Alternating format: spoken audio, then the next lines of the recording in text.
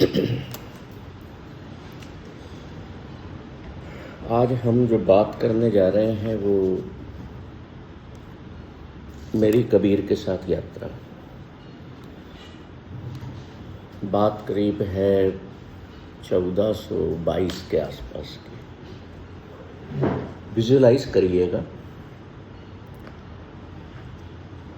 At that time I was residing in Kashi only, और मैं भी वहाँ की गलियों में घूमा करता था। आज क्या है 2025, 1428 या 1425 मान लो, कितने सौ साल हो गए। सो आई वॉज देयर। कहने का मतलब ये है कि जब हम किसी को पढ़ते हैं, किसी को जानना चाहते हैं, तो we must walk with him, we must be there every moment. तभी जान पाते हैं, तभी मज़ा आता है उस वॉक में। आप अकेले चल रहे हैं तो हम कहते हैं आप अकेले नहीं हैं, आप स्वयं के साथ चल रहे हैं, है ना। लोग कहते हैं जी मैं अकेला ही जाता हूँ। अकेले कहाँ है?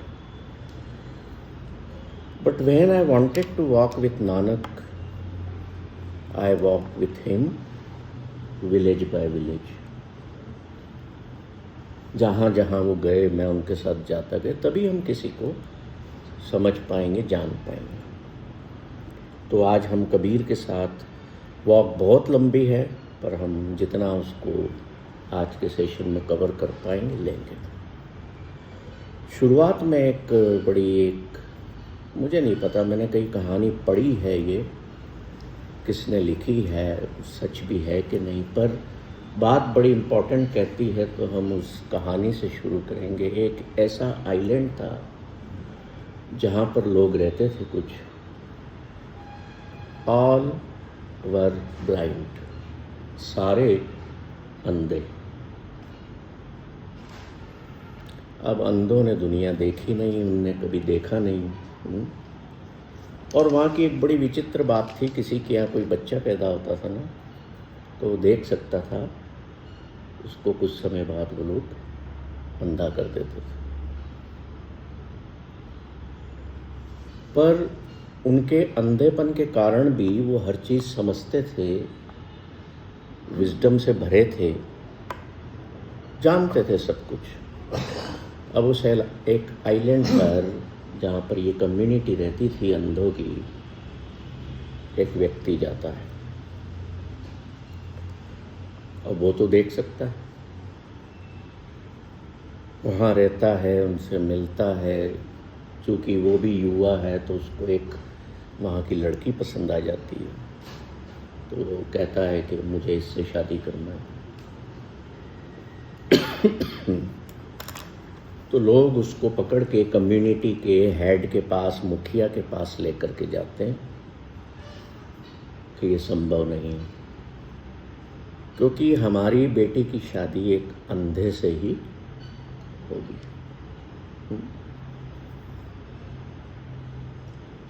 वो कहता था नहीं, तुम्हें पता नहीं है दुनिया कितनी सुंदर है, मैं देख सकता हूँ। अब किसी ब्लाइंड पर्सन से आप कहो कि दुनिया कितनी सुंदर है, देखो ये पेड़ हरे हैं, पौधे हैं, फूल हैं, अलग अलग तरह के हैं, जीव जंतु हैं, इंसान है, नदियाँ, पहाड़ सब हैं। अब उस बेचारे जिसके पास आंखें नहीं है उसके लिए क्या मायने, कोई मायने रखता है? He can imagine only.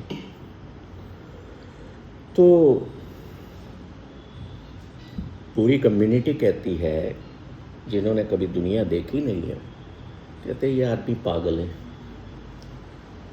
सब और तो अंधेरा ही अंधेरा है, डार्कनेस ही है सब दूर, है ना। क्या सुंदर है डार्कनेस में। तो उसको पागल करार दे दिया जाता। किसको?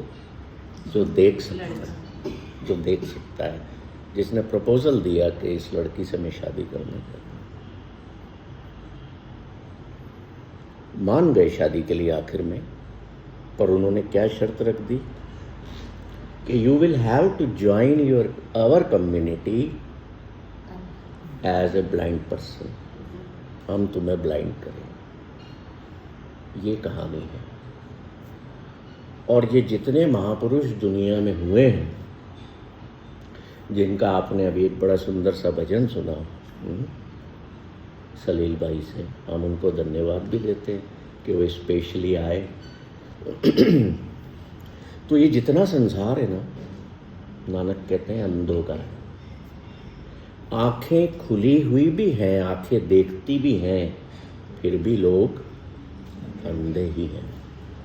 तो कबीर की यात्रा इस कहानी पर आगे बढ़ती है। वॉक जो है कि संसार अपनी कम्युनिटी से या अपने समाज से या अपना जो एक माइंड का समाज का लेवल होता है संसार का, जो व्यक्ति उस लेवल से नीचे चला जाता है उसको भी पागल करार दे देती है ये दुनिया। और जो उस माइंड के लेवल, जो समाज का एक लेवल उससे ऊपर चला जाएगा, उसको भी वो पागल करार दे देंगे। इसलिए कबीर साहब को बनारस के लोग वहीं जन्मे थे। वो 15वीं सदी के, शताब्दी या सदी क्या कहते हैं उसको, शताब्दी के वो संत थे भक्ति मूवमेंट के। और गुरु नानक साहब भी उनके कॉन्टेम्पररी थे। तो गुरु नानक कहते हैं कि those who have eyes but not yet awake are blind. जिनके पास आंखें हैं पर अपने जीवन में जो अवेक नहीं हुए हैं, जो जागे नहीं हैं, वो अंधे ही हैं। जरूरी नहीं है कि जो देख नहीं सकता वो ही अंधा हो। जो देख नहीं सकता पर जाग गया है, तो why I am here in this world, तो वो अंधा नहीं, उसको अंधा मत कहो। तो उस व्यक्ति को क्या कहा गया कि तुमने अगर हमारी इस बिटिया से, लड़की से शादी करना है तो तुम्हें हमारे जैसा होना पड़ेगा। तुम हमसे ऊपर नहीं उठ सकते, तुम्हें अंधा करेंगे हम। अब कहते न प्रेम तो अंधा होता है, तो प्रेम पाने के लिए उसने स्वयं को उस कम्युनिटी में शामिल कर दिया। मुझे नहीं पता बाद में पछताया या क्या हुआ। तो कबीर को बनारस के लोग पागल कहते थे, ये पागल आदमी है।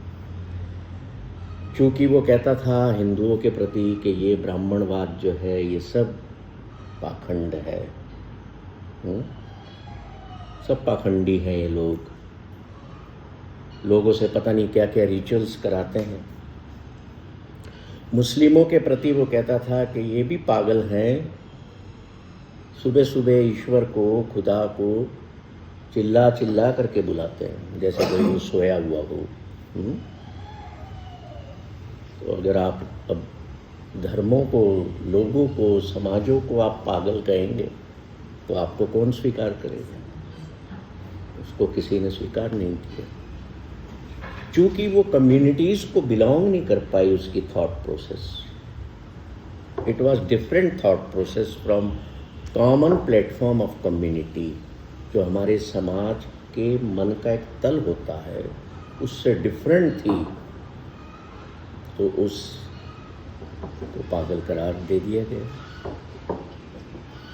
इतना पागल करार दिया गया कि मुस्लिमों के खिलाफ बोलता, कुरान में जो बातें हैं उनके खिलाफ बोलता, वेदों शास्त्रों के खिलाफ बोलता। वो कहता सत्य ये नहीं है, ये तो तुमने बनाया है। सत्य तो वो है जो क्रिएटर ने क्रिएट किया, और मैं तो क्रिएशन की बात करता हूँ जो क्रिएटर ने क्रिएट की है। सत्य वो है। उस वक्त का बादशाह था सिकंदर लोदी। उसने चूंकि कुरान पर कुछ बातें कहीं, मुस्लिमों के खिलाफ बातें कहीं, तो उसको, कबीर को मौत की सज़ा सुना दी गई। कहा कि इसको लेटा के हाथी के पैर से इसका सर कुचल दिया जाए। हाथी को शराब पिलाई गई। और जैसे हमारे यहाँ स्टेडियम होते हैं ना, भरे होते हैं, वैसे उस जमाने में लोग देखने आ जाते थे। मृत्युदंड दिया जाता है, किसी को फांसी सरेआम लगाई जाती थी, या किसी को जहर का प्याला पिलाया जाता था। 3 तरह की ये होती थी मृत्युदंड। जहर का प्याला पिलाना, आजकल भी अमेरिका में इंजेक्शन दे देते हैं जहर का, और फांसी पे लटकाना, या कोड़े मारना, या फिर सरेआम उसकी गर्दन उड़ा देना, काट देना। तो कबीर को सजा दी गई कि तुम हमारे धर्म के खिलाफ बोलते हो। चूँकि शासक मुस्लिम था सिकंदर लोदी, तो उसने मृत्युदंड दिया। हाथी को शराब पिला करके छोड़ दिया गया। लोग बड़ी तादाद में, हिंदू भी और मुस्लिम भी। देखिए, दुनिया में जब कोई समाज के तल से ऊंचे उठे व्यक्ति को किसी के साथ ऐसा होता है ना, तो जो दुनिया के लोग हैं ना, चाहे वो भिन्न भिन्न धर्मों से होते हैं, उनकी विचारधारा नहीं मिलती, तब वो एक प्लेटफॉर्म पर इकट्ठे हो जाते हैं। बहुमत हो गया ना, बहुमत ने क्या फैसला दे दिया कि ये पागल है, मार दो इसको। आज भी दुनिया बहुमत से चल रही है, हमारे राजकाज भी बहुमत से चल रहा है। परिवारों में भी डिसीजन होते, सब ने बोल दिया ना, तुम चुप, नरेंद्र भैया बेचारी बोलोगे, होता है ना ऐसा। जो सबकी राय वो हमारी राय, वो हमारी राय है ना। अब देखिए, कुछ जीव ऐसे होते हैं, जैसे मोर है, हंस है, हाथी है, गाय है, ये इंसानों के बड़े नज़दीक होते हैं। ये इंसानों की पहचान करना जानते हैं। इसलिए हाथी को क्या कहा गया है कि ये highly wisdom non human being है। और गाय के लिए क्या कहा गया है कि भाई ये कंपेशनेट है, मदर है, इनकी पूजा भी होती है। अब हाथी को शराब पिलाई गई, but that elephant was awakened. उसने जाकर के कबीर को माथा टेका, अपनी सूंड से उठाया और अपनी पीठ पर बिठा लिया और लेके चल दिया। उसने उसको किल नहीं किया। लोग देखते रह गए, सिकंदर लोदी के जो सेनापति थे वो भी देखते रहे, एंड कबीर वाज फ्रीड। वो हाथी लेकर के, हालांकि शराब पी हुआ था, उस नशे में भी वो अवेकन था। ऐसे ही हाथी, ये जो बुद्धिस्ट लोग होते हैं ना, वो हाथी को बहुत मानते हैं। उत्तर प्रदेश में एक बुद्धिस्ट का राज आया था, एक लेडी का, तो उसने सारी अपनी सिटी में, राजधानी में हाथी ही हाथी लगा दिए थे, है ना, देखा, बाग बना दिए थे। तो बुद्धिस्ट लोग हाथी को विजडम का प्रतीक मानते हैं। क्यों मानते हैं? क्योंकि बुद्ध जब तपस्या में थे तो एक हाथी उनकी बहुत सेवा करता था। बुद्ध तपस्या में लीन रहते थे, हाथी उनका करमंडल उठा करके नदी से पानी लेकर के ला के रख देता था, पेड़ों से फल तोड़ के ला करके रख देता था आगे कि बुद्ध को भूख लगेगी। इतना प्रेम में था कि जब बुद्ध एनलाइटनमेंट को हुए और वो जंगल छोड़ के वापस अपने घर की ओर बढ़े, चले गए, तो हाथी चिल्लाता रहा और उसने प्राण त्याग दिए। तब से बुद्धिस्ट जो हैं वो हाथी को एक सोर्स ऑफ विजडम मानते हैं और समझदार प्राणी। तो जब कबीर को समाज के तल से या समाज ने पागल करार दे दिया, तो अब तो घर वाले भी क्या बोले, हमारे यहाँ पागल आया। माँ बड़ी दुखी होती थी। माँ कहती थी कि ऐसा बेटा तो मेरे यहाँ पैदा हुआ। हालांकि वो उस माँ के पुत्र नहीं थे, उनको जन्म दिया था एक ब्राह्मण परिवार की एक अविवाहित युवती ने, और उसने बाद में केले के पत्ते पर रखकर नदी में छोड़ दिया था। तो एक मुस्लिम दंपत्ति जिनके यहाँ संतान उस वक्त नहीं थी, बाद में तो हो गई, उन्होंने उनको पाला पोसा बड़ा किया। तो कबीर जो है वो माँ का दर्द ये था कि ये अजीब पागल है, जब देखो साधु संत मिलते हैं तो उठा लाता है उनको घर पे, खिलाता है पिलाता है, सेवा करता है। उनके पिता भी चटाइयाँ बुनते थे, धागा बुनते थे, तो जो धागे की गड्डियाँ बन करके तैयार होती थी, कबीर देखते थे घर पे अन्न नहीं है और साधु लोग आ गए हैं, तो वो ले जा करके बेच देते थे और उनको खाना खिलाते थे। तो घर वाले बड़े परेशान कि पागल है, सारा दिन बस धागा जरूर सूत जरूर बुनते थे वो, पर सारा दिन उनके फोटो पर राम का नाम होता था। तो माँ बड़ी परेशान कि रोज़ सुबह उठ जाता है, घर वालों को भी डिस्टर्ब करता है। आज भी होता होगा किसी के घर कोई उठ के टेप लगा दे और ईश्वर का नाम सिमरन करता था। तो माँ कहती है, ये गुरु ग्रंथ साहब में शब्द है, माँ कहती है कि इससे तो ये नहीं होता, मर गया होता अच्छा था। हमारे कुल में तो कभी किसी ने राम का नाम नहीं लिया जो ये लेता है। हमारा कुल ही इसने खराब कर दिया। हम ठहरे बिजनेस वाले लोग जो वीविंग बिजनेस करते हैं, बुनने का, बना हुआ सामान बेचकर हम कमाते हैं, और ये किस में बांट देता है? साधु संतों। इसने हमारा पुराना वीविंग बिजनेस बर्बाद कर दिया है। जब से इसने माला पकड़ी है, हमारे यहाँ से तो हैप्पीनेस, सुख गायब हो गई है। क्या वाकई में ऐसा कोई कह सकता है ऐसा होता है? एक बंदे को हमारे यहाँ लाया गया था, यहाँ चेतना में। एक इंदौर की बड़ी जानी मानी फैमिली है, और उनका जैन फैमिली है, तो उनका बेटा चाहता था कि मैं 16-17 साल का बच्चा, वो चाहता था कि मैं, उनकी कोई प्रक्रिया होती है कि वो साधु बन जाते, और माता पिता का इकलौता पुत्र है। तो पहले उन्होंने साइकोलॉजिस्ट को दिखाया, साइकियाट्रिस्ट के पास ले गए कि इसको क्या हो गया है।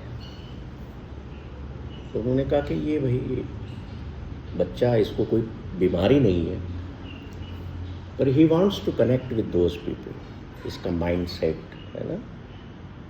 अब होता क्या है, जो ऐसे बच्चे होते हैं, they carry the संस्कार्स of their past life, तो वो उनमें वो भाव, वो संस्कार मौजूद होते हैं। They want to complete their journey in that वे।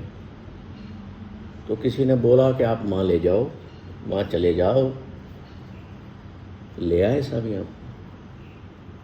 मैंने जब उस बच्चे की थॉट प्रोसेस देखी, उसकी बातें सुनी, तो मैंने माता पिता को कहा, यू आर लकीएस्ट वन। वो मेरा मुंह देखने लग गए, बोले ये भी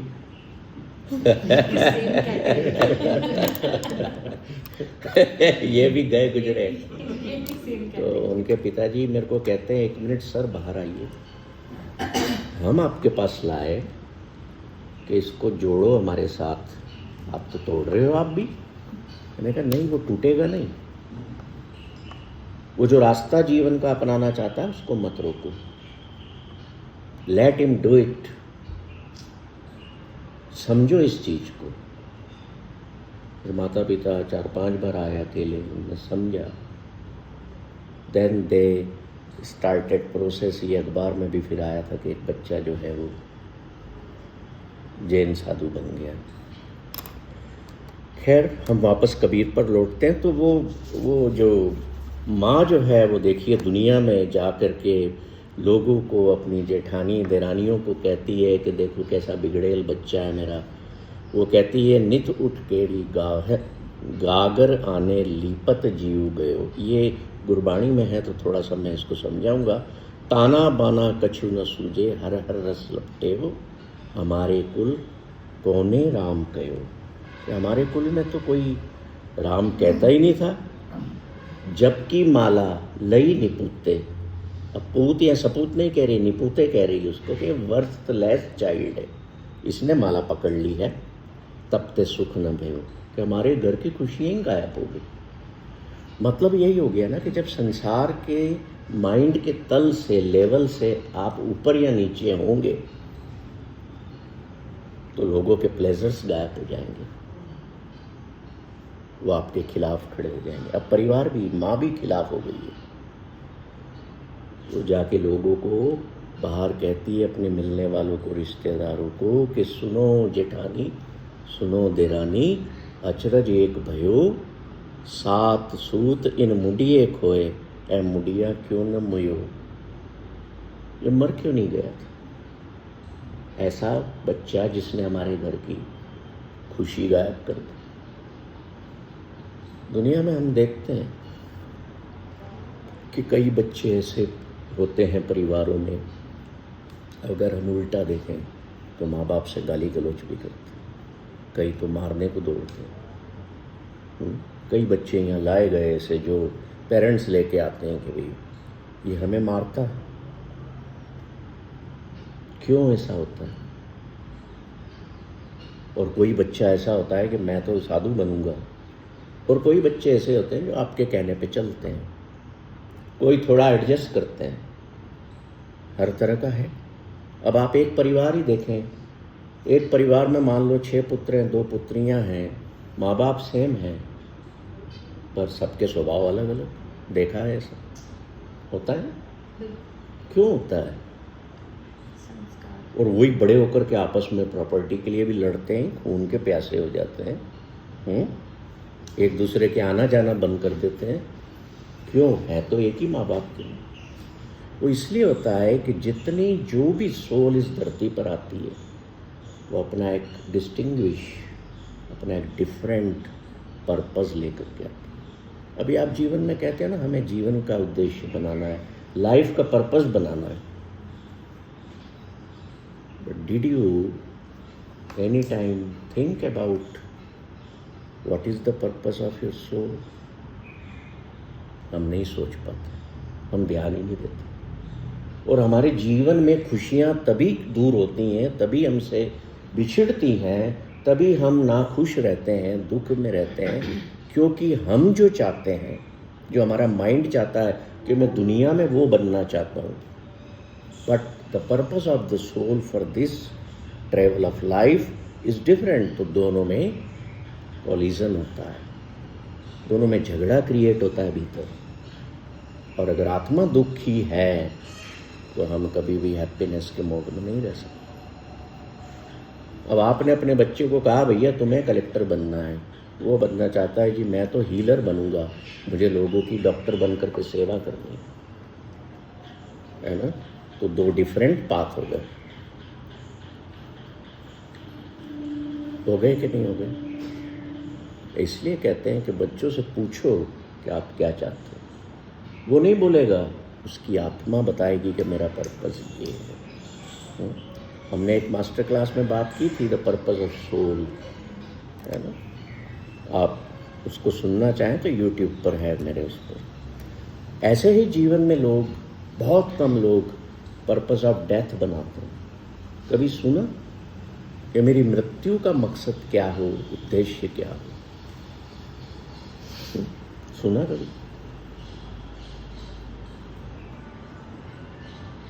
नहीं सुना।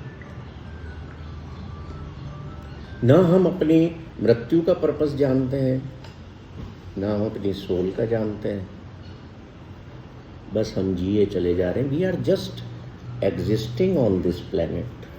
हम एग्जिस्ट कर रहे हैं कि हाँ मैं जिंदा हूँ, और जिंदा रहने के लिए, सर्वाइवल के लिए मुझे क्या ज़रूरी है मैं वो कर रहा हूँ। वो तो फिर जानवर भी कर रहे हैं। So what is different?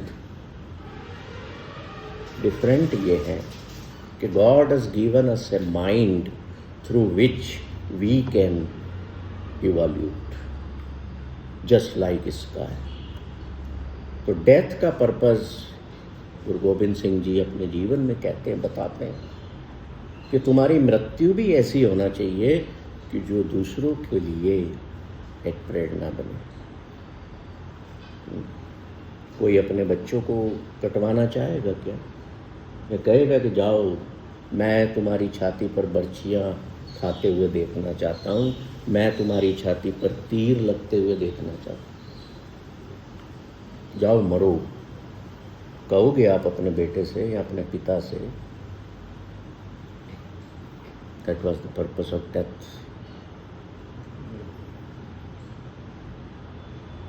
Jesus सूली पर टांगे गए तो it was his soul purpose कि मुझे इस तरह से अन्याय के खिलाफ खड़े होकर माफ़ करके मुझे सूली पर लटकना, अवेकन करना है दुनिया के लोगों को कि देखो भाई, जुल्म के खिलाफ तुम बैठे मत रहो, सोए मत रहो। अब क्या हुआ कि एक दिन मैंने वॉक करते करते कबीर से पूछा कि कबीर ये बताओ, ये दुनिया बनी कैसे, ये कायनात सारी इतनी खूबसूरत है, ये बनी कैसे? तो जो ऐसे लोग होते हैं ना, वो सीधा सीधा नहीं बताते।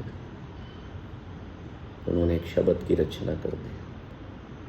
आपने सुना होगा वो शब्द, गुरु ग्रंथ साहब में अंकित है। ये गुरु ग्रंथ साहब में जो कबीर साहब की 200 से ज़्यादा शब्द हैं, ये ओरिजिनल हैं उनके, इनसे छेड़छाड़ नहीं कोई कर सकता, न की गई। तो उस शब्द में कहते हैं कि अव्वल अल्लाह नूर पाया कुदरत के सब बंदे, एक नूर ते सब जग उपजिया कौन पले को मंदे। एक नूर means one source of light से सारी कायनात बनी। आपने डिफरेंसेस क्रिएट किए, ये मुस्लिम है, ये हिंदू है, ये फलां है, वो फलां है, but the light with in all is same, and from that light this creation is created. This creation is the creator and the creator is this creation. Nanak भी यही कहते हैं कि उसने, ईश्वर ने इस सृष्टि का निर्माण किया और निर्माता जो है वो इस सृष्टि में ही समा गया। उसको भी इतनी खूबसूरत लगी ये कायनात कि वो इसी में समा गया, इसी में बैठा है। आगे कहते हैं वो खालक खलक खलक में खालक पूर रहे हो सब ठाई। इसका क्या मतलब है? इसका मतलब ये है कि the creation is the creator and the creator is creation, both are the same. मतलब क्या किया ईश्वर ने कि मैं और तुम में कोई भिन्नता नहीं है, मैं तुम में हूं, तुम मुझसे। माटी एक अनेक पातिकर साजी साजन हारे। अब वो एक एग्जाम्पल दे रहे हैं कबीर साहब कि कैसे कायनात बनी। जैसे कुम्हार मिट्टी है ना, मिट्टी एक जैसी है, अलग अलग अलग अलग पॉट्स बनाता है, वैसे ईश्वर ने इतने सारे जीव, इतने सारे पेड़ पौधे, इंसान, सब अलग अलग शेप कर दिए। But the light is the one, the clay is the same. This is how this कायनात वाज क्रिएटेड। सब में सच्चा एक को सोई, किसका किया सब कुछ होई। हुक्म पछाने सो जाने, बंदा कहिए सोई। इंसान किसे कहते हैं? वो शब्द में आगे कह रहे हैं कि इंसान उसे ही कहेंगे, बंदा हम उसे ही कहेंगे जो उस कायनात बनाने वाले की रजा में जीवन को जीता है, उसके हुक्म में जीता है। देखिए, बुरा मत मानना, हमसे ये पक्षी अच्छे हैं। दे आर जस्ट डिज़ाइंड, जिस तरह से वो डिज़ाइन हुए हैं ना, वो वैसा ही जीवन जी रहे हैं। आप गाय को मांस दे डाले खाएगी? शेर को घास डालो खाएगा? नहीं ना। और हम इंसान, चलो टेस्ट तो कर ही लेते हैं। देख के इच्छा हो जाती। मेरे कई दोस्त हैं, कई जैनी हैं, हिंदू हैं, ब्राह्मण हैं, तो अरे सरदार जी तुम सरदार हो के नहीं खाते पीते हो, क्या बात है, तुम्हारा तो अलाउ है यार, एंजॉय करो। मैंने कहा नहीं, मेरे नानक कहते हैं कि इत मद खाते नानका खादे नानका जित खटिए बहुत विकार। जिससे मन में और शरीर में बहुत विकार पैदा हो, उसको क्यों खाते?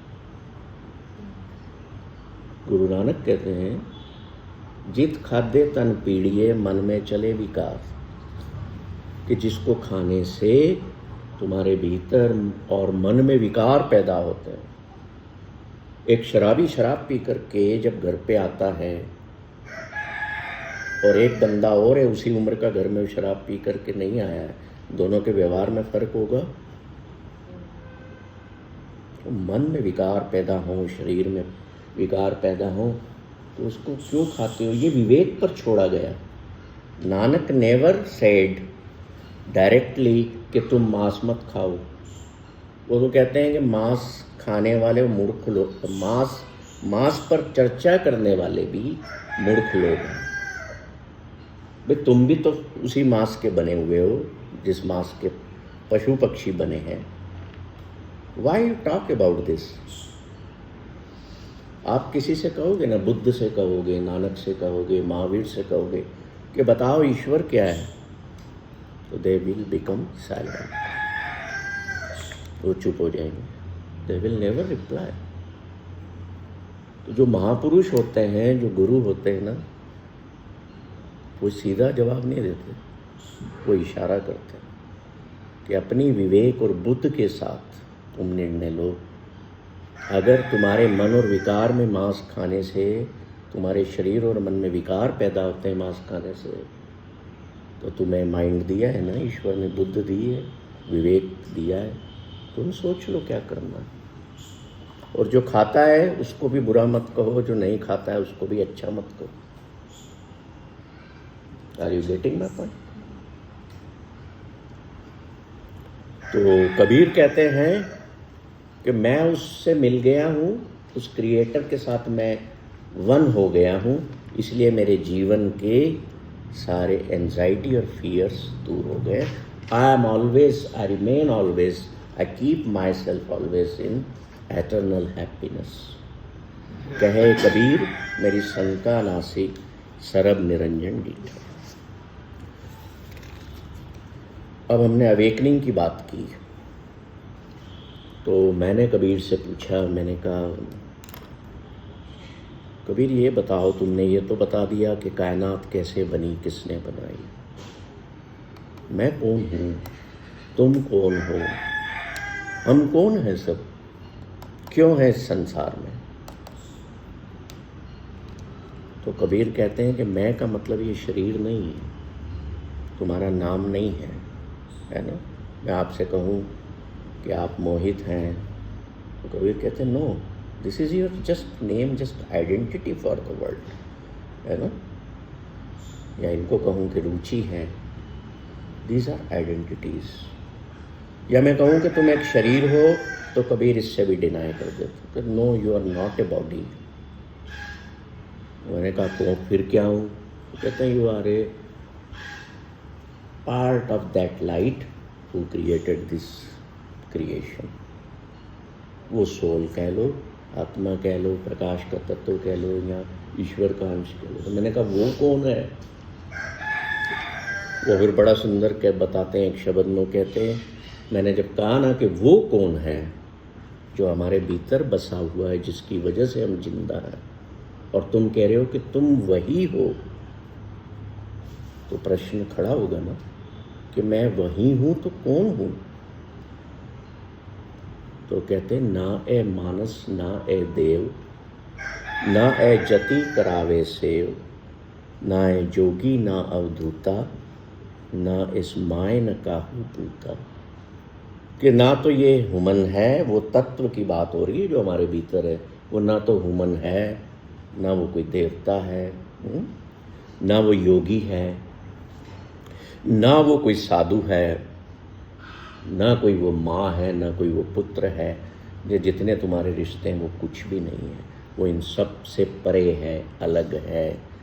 फिर आगे कहते हैं ना ए गिरही ना उदासी, ना वो एक सन्यास धारण किया हुआ साधु है, ना वो ग्रस्त है। ना ए राज न पीक मंगासी, ना इस पिंड न रक्तु राती, ना ए ब्राह्मण ना ए शेख,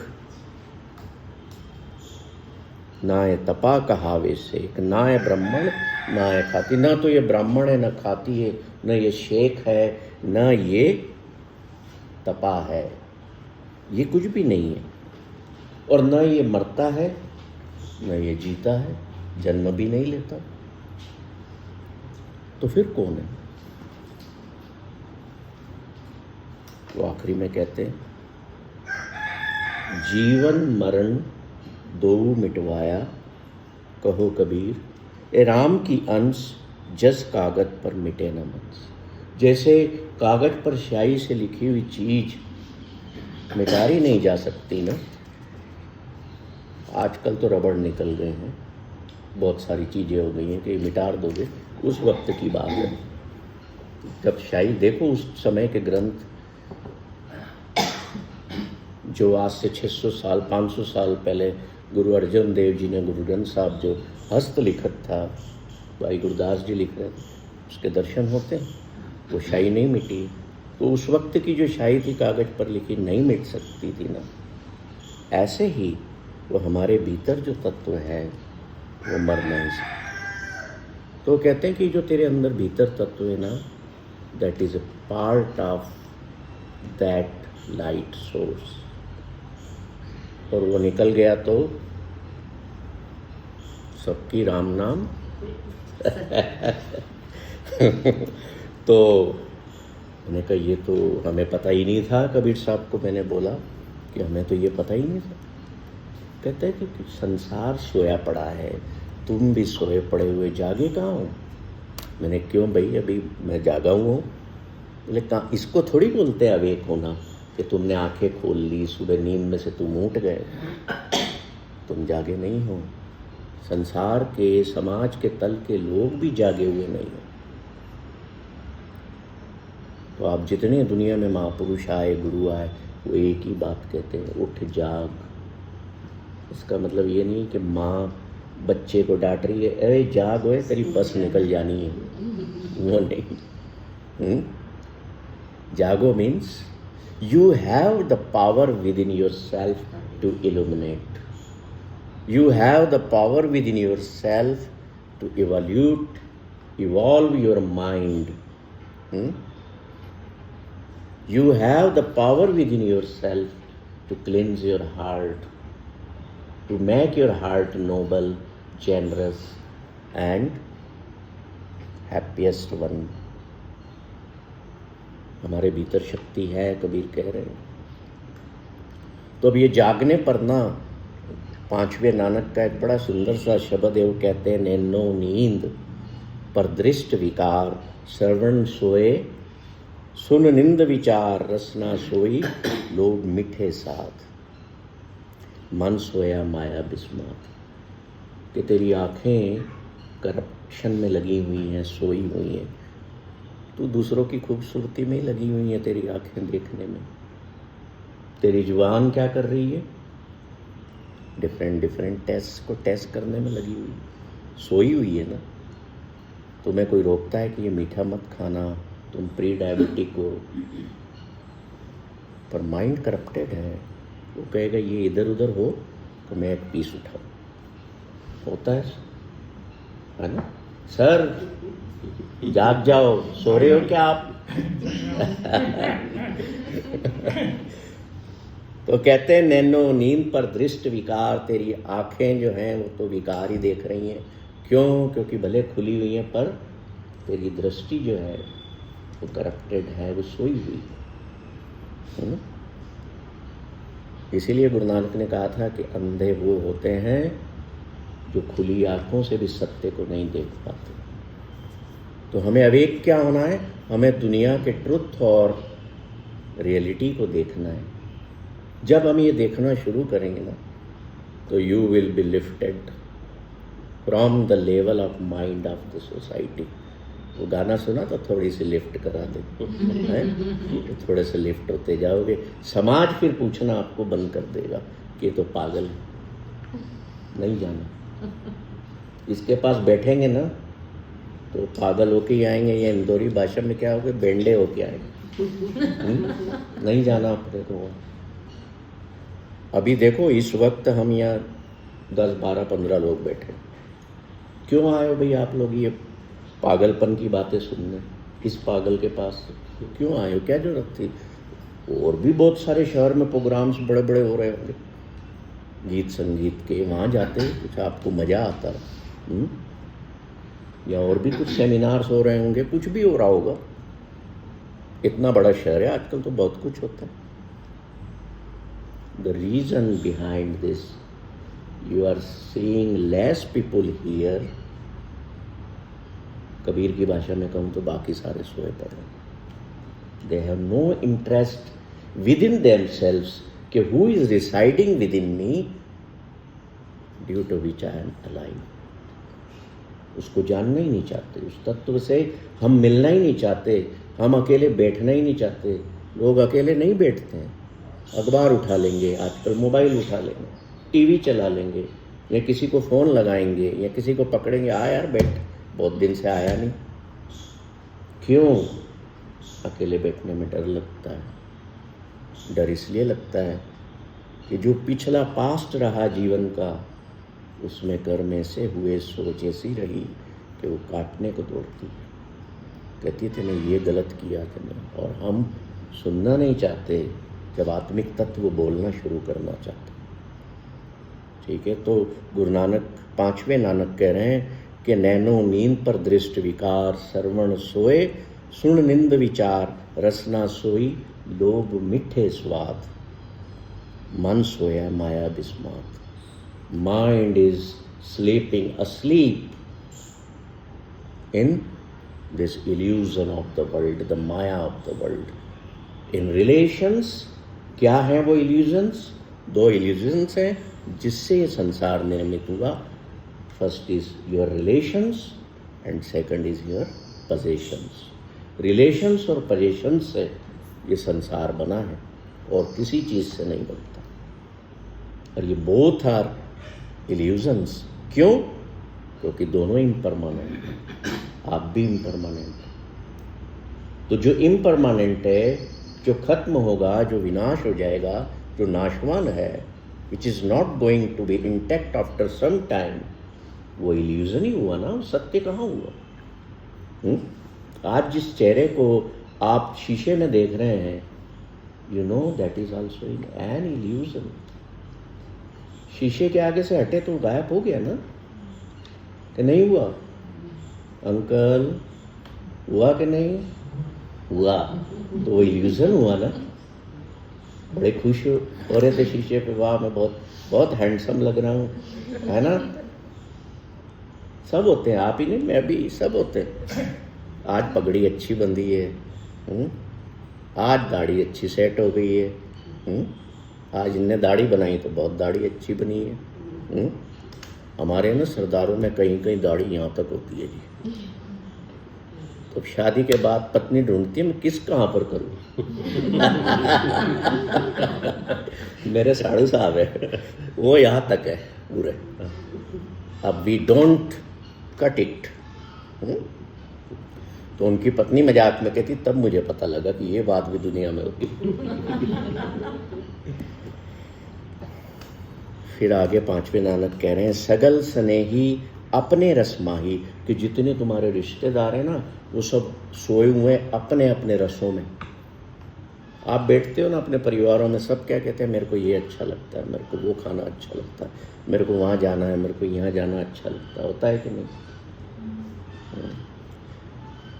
तो नानक कह रहे हैं कि गृह अपने की खबर न पाई, सगल स्नेही अपने रस माती, गृह अपने की खबर न जाती। मीन्स कि तुझे तेरे भीतर के घर, ये बॉडी ये हमारा घर है, this body is our home, जिसमें हम रहते हैं, इसकी खबर नहीं है तुझे। सारे इल्यूजनरी वर्ल्ड की तुझे खबर है। अभी आप अपने घर में बच्चों को कहोगे ना, यार कौन सी लेटेस्ट गाड़ी आई है, कौन सा लेटेस्ट मोबाइल आया है, फट से बताएंगे क्या टेक्नोलॉजी अपग्रेडेशन। एक दिन मेरे मोबाइल में प्रॉब्लम आ रही थी, मैंने कहा यार बेटा देखना यार, मेरे से हो नहीं रहा। विद इन सेकंड से ही रिजॉल्व द प्रॉब्लम। मैं क्या करा थे? फिर मैं कहूँ कि मेरी सोच ऐसी हो रही है, यार पापा you don't talk nonsense, you know, Whenever I come to you, I sit with you, you start talking about पता नहीं कौन कौन सी बातें करने लगी।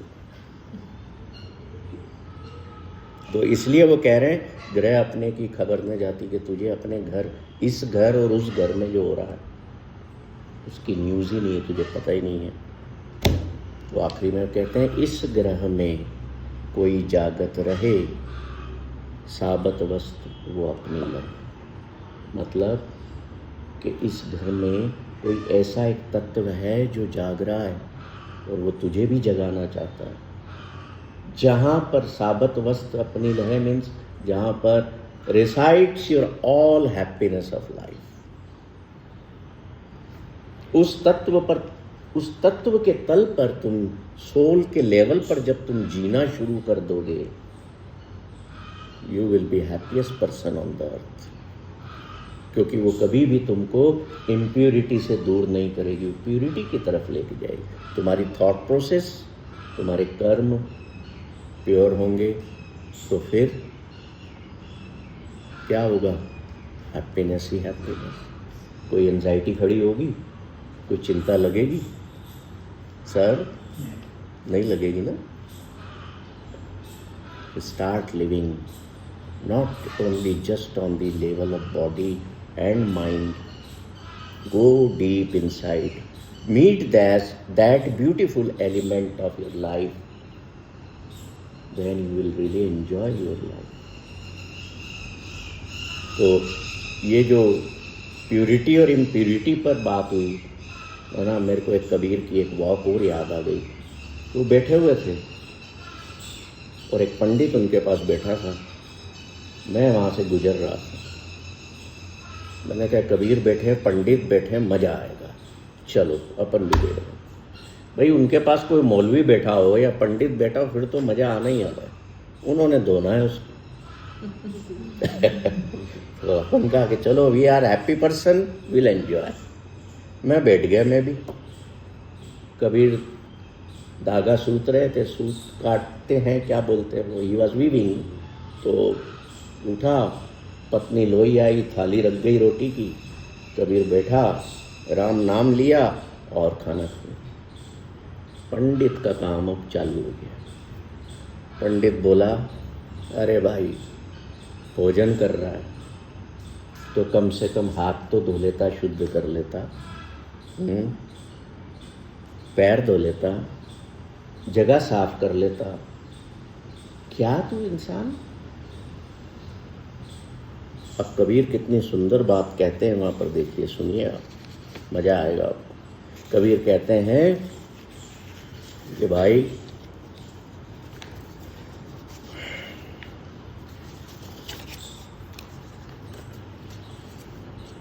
कबीर कहते हैं, सुन पंडित, कहो पंडित सूचा कवन ठाव ठाव, कौन सा स्थान है दुनिया में पंडित तू मुझे बता कि जो प्योर है, शुद्ध है, जहाँ बैस हम भोजन खाऊं, कि जहाँ बैठ करके मैं भोजन खा लूं। चल तू बता।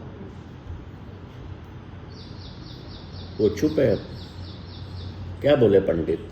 हो गई इतनी उसकी। अब कबीर साहब आगे बोल रहे हैं, ध्यान देना, बड़ा आप सुनेंगे तो हैरान रह जाएंगे। वो कहते हैं, माता झूठी, पिता भी झूठा, झूठे ही फल लागे। कि पंडित तेरा माँ भी झूठी है, इम्प्योर है, तेरा पिता भी इम्प्योर है, और उन्होंने जो बच्चे पैदा किए, जो फल लगे उनके जीवन में, बच्चे पैदा किए, वो भी सारे इम्प्योर हैं, वो भी झूठे। आवे झूठे, जाए भी झूठे, झूठे मरे अब आगे। कि जन्म भी लेते हैं इम्प्योरिटी में, माँ की कोख से निकला तो क्या वो प्योर थी? इम्प्योरिटी में बर्थ हुआ। मरते हैं तो भी इम्प्योरिटी, बीमारियों के साथ। कहाँ प्योरिटी है?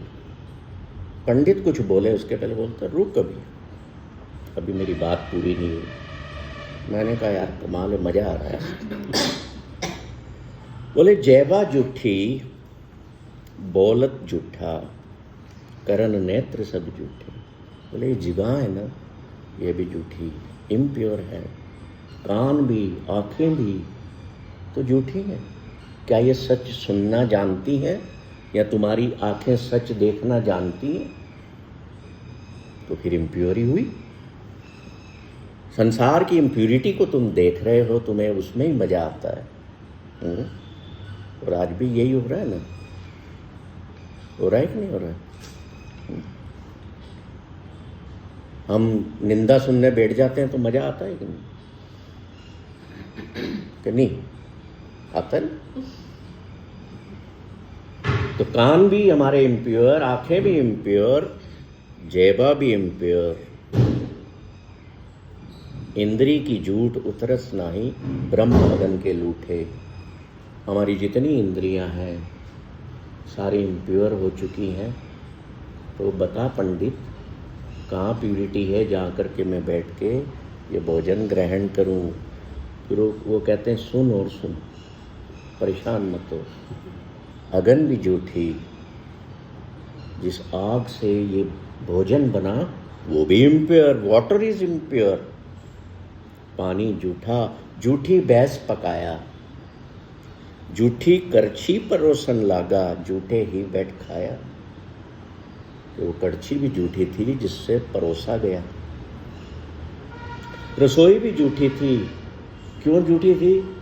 क्योंकि आपको पता है ना, हम आज भी गांवों में गोबर से लेपा जाता है कि शुद्ध हो रही है। और फिर एक लाइन मारते थे पंडित लोग कि ये पवित्र जगह हो गई है, ये मेरे बैठने का, इसमें कोई पैर नहीं रखेगा दूसरा। तो कबीर कह रहे हैं, गोबर जूठा चौका जूठा, जूठी दीनी कारा, कहे कबीर तेई नर सूचे साची परी विचार। ये पंडित, तेरा जो दूध है ना वो भी जूठा है, क्योंकि जब गाय से निकालते हो ना तो पहले उसको बछड़ा जूठा कर देता है। How you can say that is pure? और तू मूर्ति पे डाल के उसकी, शिव की तू आराधना करता है। डालते हैं ना दूध मूर्तियों पर, दूध की ये शुद्ध है। बोलते कहाँ शुद्ध है? गोबर से तुम चौका लेपते हो, कहते हो जी हमारा चौका शुद्ध हो गया। कहाँ शुद्ध? बोले पंडित, दुनिया को तुम्हारे जैसे लोग, मौलवियों जैसे लोग जागने नहीं दे रहे। सुला के रखा हुआ है तुमने इन सबको, इसलिए तो सारा संसार ही अंधा हुआ, इसलिए दुख में है। और तुम चाहते नहीं कि लोग खुश रहें अपने जीवन में, इसलिए तुमने इनको सुला के रखा हुआ कि किसी चीज़ को ऐसे शुद्ध करो, कैसे ऐसे मत करो, ये मत खाओ, वो मत पियो, ऐसे मत जियो, तुम्हारे पे अब शकुन लग जाएंगे। दुनिया भर के अंधविश्वासों में तुमने डाल रखा है, फंसा दिया है इंसान को तुम लोगों। तो अगर कोई ब्राह्मणों के खिलाफ ऐसा बोलेगा, मौलवियों के खिलाफ बोलेगा, तो कोई सहन करेगा? नहीं सहन किया। बुद्ध को भी सहन नहीं किया, नानक को भी सहन नहीं किया, क्योंकि they talked the truth and reality of life. थक गए। अभी चाय आ रही है, चिंता मत। तो मैंने पूछा, कबीर प्योर कौन है फिर? तो कहते हैं, कह कबीर तेई नर सुचे, साची परी विचार। कि जिनके विचार शुद्ध हैं, जिनकी नीयत शुद्ध है, जो सत्य से जुड़े हुए हैं, वो प्योर है। बाकी तो ये थाली और वो कढ़ाई, तेरी रसोई जो भी है, तेरे माता पिता, तेरे परिवार, ऑल आर इम्प्योर। अब बताइए, मैं किसी को बुला के कहूँ कि तेरी माँ भी झूठी है, बाप भी झूठा है, क्या करोगे? मारने को दौड़ोगे ना मेरे, है? बोले पागल आदमी, how dare you are saying this to me? But Kabir has that daring, Nanak has that daring, Mahavira has that daring, Buddha has that daring. तभी तो इतने हजारों साल बाद आज भी पूजे जा रहे हैं। कोई सिकंदर लोदी को पूज रहा है, कोई औरंगजेब को पूज रहा है, बताओ, कोई अलेक्जेंडर को पूज रहा है? नो। और कबीर क्या करते थे, मैंने उनसे पूछा ना कि दुनिया की सबसे बड़ी बीमारी कौन सी है, तो कहते थे निंदा की। मैं कहता था तुमको प्रिय कौन है, कहते थे निंदक। मैंने कहा ये क्या बात हुई? कहते हैं निंदक जो है ना वो मेरे को शुद्ध बनाता है, मेरे भीतर में जो गलतियां हैं, जो मिस्टेक्स हैं, जो गलत भाव हैं, वो निंदा करके मुझे अलाउ करता है कि मैं उनको अपने भीतर से बाहर कर सकूं।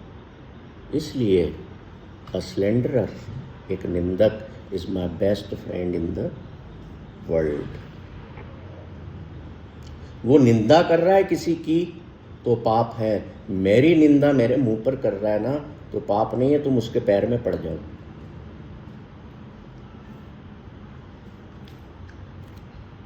Are you getting something beautiful? बचपन में ही पढ़ते थे, निंदक नहीं है, हाँ काठी है। हाँ, तो वो जो बात थी ना। अब एक बार क्या हुआ कि मैं जानबूझ करके कबीर के घर के बाहर से निकलता था, जानबूझ करके, कि कुछ ना कुछ वहाँ ऐसा हो रहा होगा कि मुझे मज़ा आएगा। अब मैं उस दिन जा रहा हूँ, मंदिर जा रहा हूँ काशीनाथ के, शिव जी के। थाल में मैंने फूल रखे हुए हैं, मिठाई रखी हुई है, कुछ सोने की मुद्राएं रखी हुई हैं। मैं जा रहा हूँ, उस गली में मैं देखता हूँ कबीर अपने चबूतरे पर बैठे हुए हैं और चटाई बुन रहे हैं। मेरे को आवाज़ लगाते हैं देख के, नहाया धोया, स्नान किया हुआ, अच्छा कुर्ता पहना हुआ, जा रहा हूँ। कहाँ जा रहे हो? मैं कहता हूँ मंदिर जा रहा हूँ काशीनाथ के। फूल है, मिठाई है, कुछ सोने की गिन्नियाँ हैं, स्वर्ण मुद्राएं हैं, चढ़ाऊँगा। बोले क्या होगा उससे? मैंने अरे तुम अजीब आदमी हो, मेरी आस्था है, मैं पूजा करूँगा। तो क्या कहते हैं, देखो, कहते हैं इधर बैठ, चले जाना, मैं नहीं रोकूंगा, मेरी बात सुनता जा। कहो जी। कहते हैं पाती तोरे मालनी पाती पाती जियो, जिस पाहन को पाती तोरे, जिस पाहन को पाती तोरे, सो पाहन निर्जियो। कि जिसके लिए ये तो फूल तोड़ करके ले जा रहा है ना, वो तो एक पत्थर है, और तेने कितना बड़ा पाप कर दिया। तैने उन जीवन जिनमें है, फूल पत्तियों में, उनको तोड़ दिया एक निर्जीव पत्थर के लिए। Are you getting my point? Kabir's point. पाती तोरे मालिनी पाती पाती जियो। ये मालिनी तेने पाती तोड़ ली, फूल तोड़ लिए, पर उस एक एक पत्ते में, एक एक फूल में जीवन था। जिस पाहन को पाती तोड़े, सो पाहन निर्जीव। एक तेने क्या किया, एक लाइफलेस थिंग के लिए तेने लाइफ को ब्रेक कर दिया। किया, एक तो तेने ये गलती कर, because you are not awake. फिर वो अवेकनिंग की बात कर रहे हैं, बोल रहे सुन ले तो अवेक होगा। कहते हैं आगे सुन, उठ मत अभी। ब्रह्म पाती बिसन पाती, ब्रह्म पाती बिसन डारी, फूल शंकर देव। कि इस पत्ती में ना ब्रह्मा बसते हैं, डाली में कौन बसता है? विष्णु। और शंकर बसते हैं फूल में जो तेने तोड़े। तीन देव पृथक तोड़े, करें किसकी सेव? तेने इन तीनों देवताओं को तोड़ दिया, और वो किसकी सेवा के लिए? एक निर्जीव पत्थर के लिए। तेरे को किसने कह दिया कि उसमें ईश्वर बसता है? तेने कब से ये मानना चालू कर दिया कि एक श्याम की मूर्ति में ही श्याम बसता है? You know he is omnipresent, he is permeating and pervading every day. ऐसा मत कर। और ये जो सोने की मुद्राएं तू लेकर के जा रहे हैं ना, तो सुन, कंचन से पाइये नहीं तोल, मन दे राम लिया है मोल। बोला ये सोने की मुद्राओं से क्या तू ईश्वर को पालेगा? और ईश्वर करेगा क्या? वो मूर्ति तेरी सोने की मुद्राएं, उसके हाथ पैर तो काम करते नहीं है, तो कहाँ से उठा के क्या करेगी? वो जो दुकान जिनने डाली हुई है ना मूर्ति रख के, माफ़ करना, बुरा मत मानना, मेरे को कहना पड़ जाता है जैसा वो वैसा कह रहे हैं, और मैं भी अब कहता हूँ कि सब दुकानें हैं। बोले जिनने, उन पंडों ने जो दुकान डाल रखी है ना, वो तेरी मिठाई वो खाएंगे, फूल चढ़ा देंगे, थोड़ी देर बाद फूल उठा के कचरे में फेंक देंगे, और सोने की मुद्राएं वो ले जाएंगे। तेरे को क्या मिला? तो मैंने तो थाली रख दी, मैं बैठ गया। मैंने कहा भाई तू बता क्या करें। तीनों देवताओं को मैंने तोड़ा है, मैंने पाप किया है। बोले वो जिस मूर्ति के लिए तू ले जा रहा है ना, मूर्तिकार ने जब उसको बनाया, उसकी छाती पे पैर रख के तोड़े मारता था उस पर, तब शक्ल दी उसने। था तो निर्जीव पत्थर ही। कहते हैं कि जो वास्तविक मूर्ति है ना, उसकी पूजा कर। जो परमेटिंग है, परवेडिंग है इन ऑल। ये जो फूल खिले हैं, ये उन मूर्तियों के लिए नहीं खिले हैं, ना तुम्हारे लिए खिले हैं। इनको तोड़ो मत। ये तो उस ईश्वर जो इस कायनात में समाया हुआ है ना, उसके लिए खिलते हैं। तो तुम भी उसके लिए आज से खिलना शुरू कर दो। कहते मैं अनअवेकन नहीं हूं, मैं अवेकन हो चुका हूं, इसलिए मैं इन सारी चीजों से ऊपर उठ गया, इसलिए मैं मेरे राम से मिल गया। अब देखिए एक बड़ी विचित्र बात है दुर्गन साहब में, मैं देखता हूँ कबीर के जो शब्द हैं उनमें राम भी आता है, खुदा भी आता है, अल्लाह भी आता है। He had to nothing to do with these relations। वो कहते यही थे कि किसी भी नाम से पुकार लो। आज एक व्हाट्सएप ग्रुप है, उसमें मेरे एक डिज़ाइनर ने एक क्रिएटिव बनाया था, उसमें मैंने खुदा शब्द का प्रयोग किया। अब उस व्हाट्सएप ग्रुप में सारे भगत लोग थे, पोस्ट कर दिया मैंने, तो मेरे को उन्होंने ट्रोल करना शुरू कर दिया। ये खुदा तो हटा लो सरदार जी, खुदा मुसलमानों का होता है। So this is still we have that mentality. Guru Nanak tried to diminish it. जब वेई नदी से पहली बार एनलाइटन होकर बाहर आए ना, तो उन्होंने कह दिया ना हम हिंदू ना मुसलमान।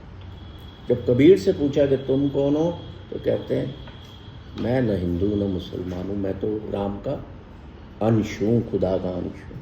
That's all, that is my religion, that is my. But now days what is happening in the world since thousands of years, religion has become organization to fight with other religions, और कुछ भी नहीं। आप सड़कों पर जुलूस निकालते हैं, what you are doing there, you are just showing we are so many। God has nothing to do with that। अब छोटी छोटी कुछ बातें रह गई हैं, मुझे पता है आप थक गए हो, पर let me complete. Have T and snacks, लीजिए आप। और वो कहते हैं देखो कल से तुम आओगे, बकरी लेकर के यहाँ से जाओगे कि मैं इसको बलिदान देने जा रहा हूँ मूर्ति को। किसने हक दिया तुम्हें?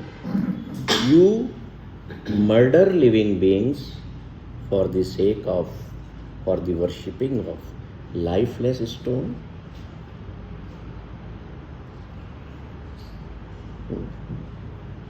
क्यों करते हो ऐसा? सरजीव काटे निर्जीव पूजे, अंत काल को भारी।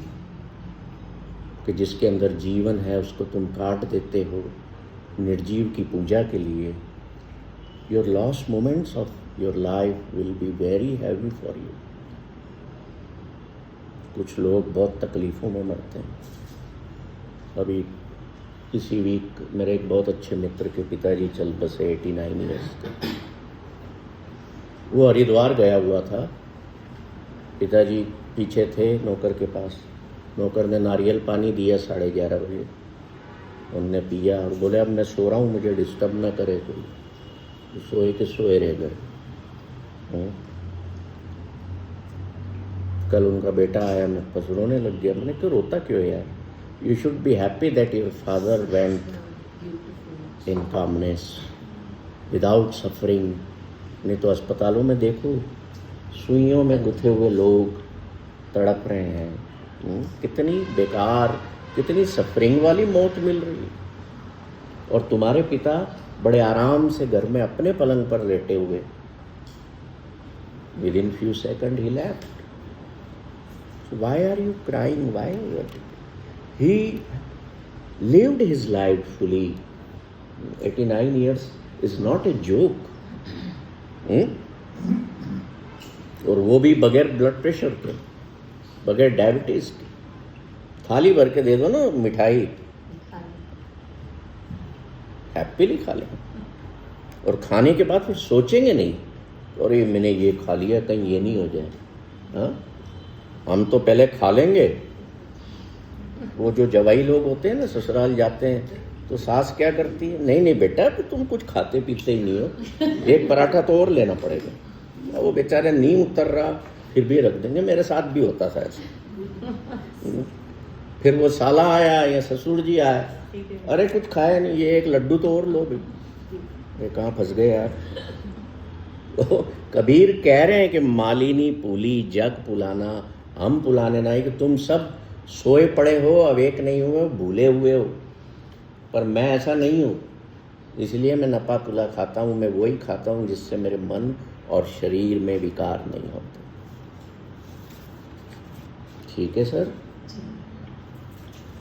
दो एक छोटी छोटी बातें कि कबीर इस संसार से बहुत दुखी थे, क्योंकि लोग ना तो उनको पसंद करते थे, गाली देते थे, पागल कहते थे, और उनके घर वाले भी ऐसे ही थे। अब हम इस सेशन के अंत में आ रहे हैं, आप लोग घबराएं ना, क्योंकि ये बताना जरूरी है। मैंने कुछ पेजेस अलग कर दिए, फिर कभी हम उन पर बात करें। तो कबीर कहते हैं कि बाबा अब न बसोए गाँव, करी करी का लेखा मांगे, कायत चेते ना। के ईश्वर, मैं इस संसार में नहीं बसना चाहता। I don't want to live in this village now. और विलेज कौन सा है? वो दिस बॉडी। कि मैं हजारों लाखों सालों से बार बार आता हूँ, इस बॉडी में बसता हूँ। माँ के गर्भ से जब मेरा जन्म होता है तब भी मुझे दर्द होता है, और जब लकड़ियों में जलने के लिए जाना होता है ना, तब भी दर्द होता है। मृत्यु भी दर्द देती है, जन्म भी दर्द देती है, और संसार तो है ही दर्दवान। यहाँ क्या है? सफरिंग ही है, बर्निंग ही है। तो कहते हैं बाबा अब न बसो है। और फिर रफड़ा क्या है कि मैं जो कर्म करता हूँ, जो मेरी थॉट प्रोसेस होती है, उसके एक एक मोमेंट का तो तुम्हारे चित्रगुप्त मेरे कंधों पर बैठ करके लिख रहे हैं। वहाँ फिर जाके हिसाब दो। तो ऐसे काम करने क्यों आओ? So I don't want to come in this place again. देही गावा जीव धर्म तो बसे पंच किरसाना, नैनु नट्टू श्रवणन रसपत इंद्री कहा न माना। वो कह रहे हैं कि जो 5 किसान हैं जो मेरे भीतर बसे हुए हैं, ये मुझे जीने भी नहीं देते अपनी मर्जी से। क्योंकि कान को कुछ और चाहिए सुनने को, आँखों को कुछ और चाहिए देखने को, ज़ेवा को कुछ टेस्ट करने को और चाहिए, दूसरी इंद्रियों को कुछ और चाहिए। ये परेशान कर मारते पांचों। एक की प्यास मिटती नहीं कि दूसरा शुरू हो जाता। तो मैं क्या इसी काम के लिए हूँ बार बार आकर के? कोई भी इंद्री मेरा कहना तो मानती नहीं है, तो फिर इनके साथ रहूं क्यों मैं? तो इसलिए कह रहा हूँ बाबा अब न बस सोएगा। और फिर वहाँ जाओ, ऊपर अपना बाप बैठा है धर्मराय, वो हिसाब मांगने बैठ जाते, चल भैया क्या करके आया तू है? आप अपने बच्चे को भेजते हो 20,000 रुपये दे के, जा घूमे आ भाई दिल्ली, पिताजी ने दिए, अब वापस आया, माता जी ने तो गले लगाया, बेटा सड्डा वापस आ गया जी, जप्फी पा ली। पापा जी की कितना है दिया, 10-20 हज़ार दकी करके आए, हिसाब ले रहा है ना। तो वो कहते हैं बस यही हाल है उसका भी, धर्मराज को वो बुला लेता है, चल आ जा हिसाब दे पहले। तो वहाँ एसेट क्या होती है? Your breaths, your time. वहाँ पैसा नहीं चलता है, यहाँ एसेट क्या है? पैसा। तो वो कह रहे हैं, कहे कबीर सुनो रे संतो, खेद ही करो निबेरा, अब की बार बख्श बंदे को बौर न पाओ जल फेरा। कि ईश्वर अब बख्श दे मुझे, अब नहीं आना, मैं तंग आ गया हूँ, मेरे को यहाँ नहीं आना। फिर एक शब्द में वो प्रार्थना करते हैं, वो कहते हैं कि देव करो दया, मोहे मार्ग लावो, जित पह बंधन टूटे। कि ईश्वर मुझ पर दया करो, मुझे वो रास्ता बताओ जिस पर मैं चलूं, ताकि ये संसार के जितने भी बंधन हैं इनसे मुझे मुक्ति मिले, ये टूट जाए और मैं यहाँ नहा आऊँ। जन्म मरण दुख फेड़ करम, जिए जन्म ते छूटे। कि मैं ये बार बार जीवन में लेना आना मरना मुझे नहीं आना। तो मैंने कहा कबीर ये बंधन कौन से आ गए, कहाँ बंधे हुए हो तुम?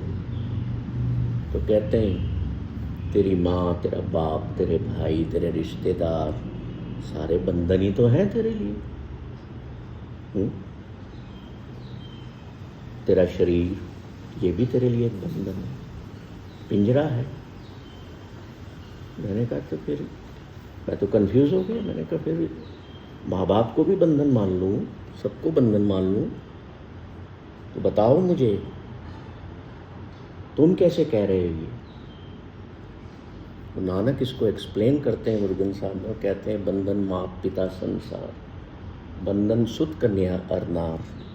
कि तुम्हारे जो पुत्र हैं, पुत्रियां हैं, तुम्हारी जो नार है, नारी है, सब बंधन है जीवन में तुम्हारे लिए। फिर आगे क्या कहते हैं, सुनना, ध्यान देना। बंधन मात पिता संसार, बंधन सुत कन्या अरनार, बंधन कर्म तरम हो क्रिया। कि जो तेरे कर्म है, जो तेरा धर्म है, जो तेरी क्रियाएं हैं, रिचुअल्स हैं, वो सारे भी बंधन हैं। फिर आगे कहते हैं बंधन में और क्या क्या है, ये तुम्हारे वेद, पुराण, कुरान, ग्रंथ, ये सारे तुम्हारे जीवन में बंधन है।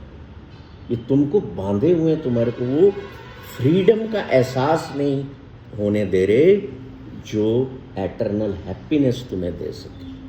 देखो एक पक्षी आकाश में जब उड़ता है, बहुत ऊंचाई पर जाता है तो पंख नहीं हिलाता है, वो तैर रहा है हवा में, फ्रीडम में। तो वैसी फ्रीडम तुम्हें ये देते नहीं है कि तुम भी उन ऊंचाइयों को जीवन में छू सको, उड़ सको आज़ादी के साथ, तभी शाश्वत खुशियों को पाओगे। नहीं तो सुख और दुख इसी में उलझते रहोगे। तो ये प्रार्थना कर रहे हैं, मुझे जीने नहीं देते ये सब। तो गुरु नानक से मैंने पूछा, भाई ये बताओ बाबा नानक कि फिर होना क्या चाहिए?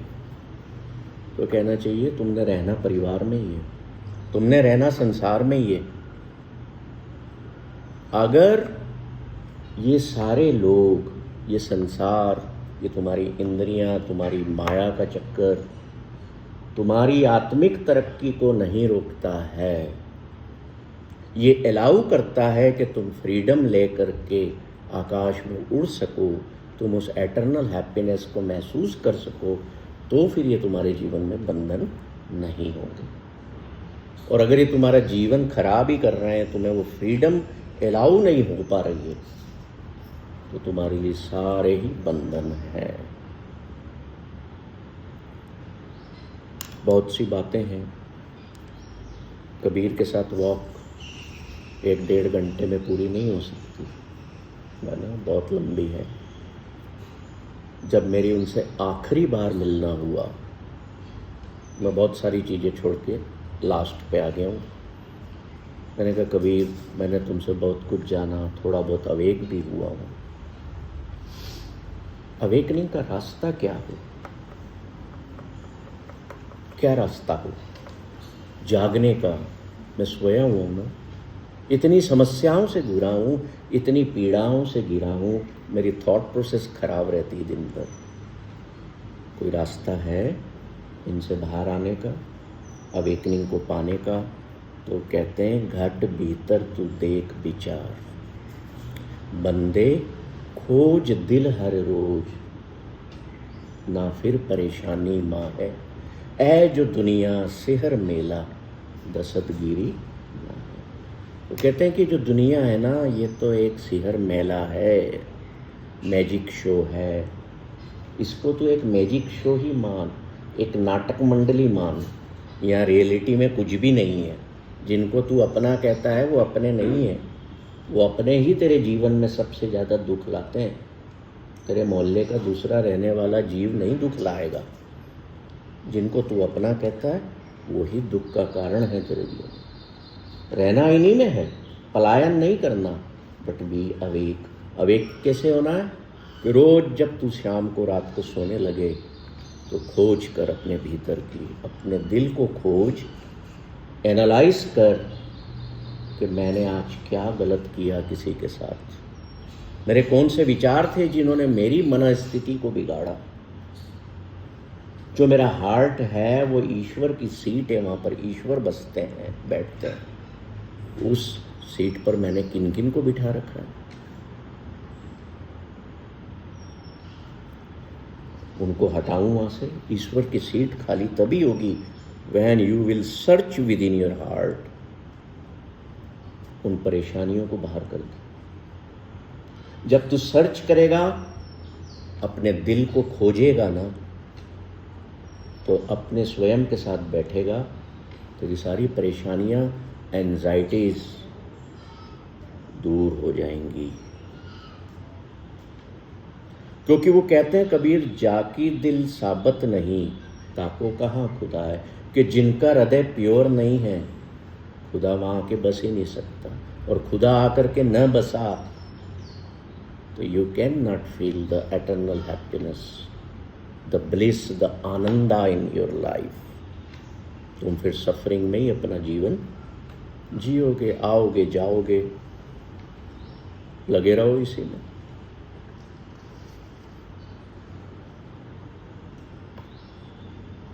हम लोग दुनिया में जगह जगह जाते हैं, तीर्थों पर जाते हैं, वहाँ सफाई करते हैं। आप सिखों के तीर्थों पर जाओ, आपको गुरुद्वारे आलीशान चमकते हुए मिलेंगे। पर मैं किसी से पूछूं कि मेरे भाई, जो गुरु ग्रंथ साहब कह रहे हैं कि फर्स्ट क्लीन योर हार्ट, अपने दिल की खोज कर उसको पहले साफ कर, क्या तेने वहाँ सफाई की है? अगर दिल में कपट है तो ये गुरुद्वारों में आके सफाई करने से कोई फायदा नहीं। कबीर वही कहते हैं कि जो दिल में कपट निवाज गुजारो, ता हज काबे क्या जाएगी। तू काबा जाके हज कर ले, क्या फायदा? जो दिल में कपट निवाज गुजारो, क्या हज काबे जाइए, कोई फायदा नहीं। The Kaaba, your places of pilgrimage within you. Cleanse your heart, cleanse your mind, so that the purity of your inner self will invite the super purity within you, and you will get enlightened, and you will become the happiest living being on the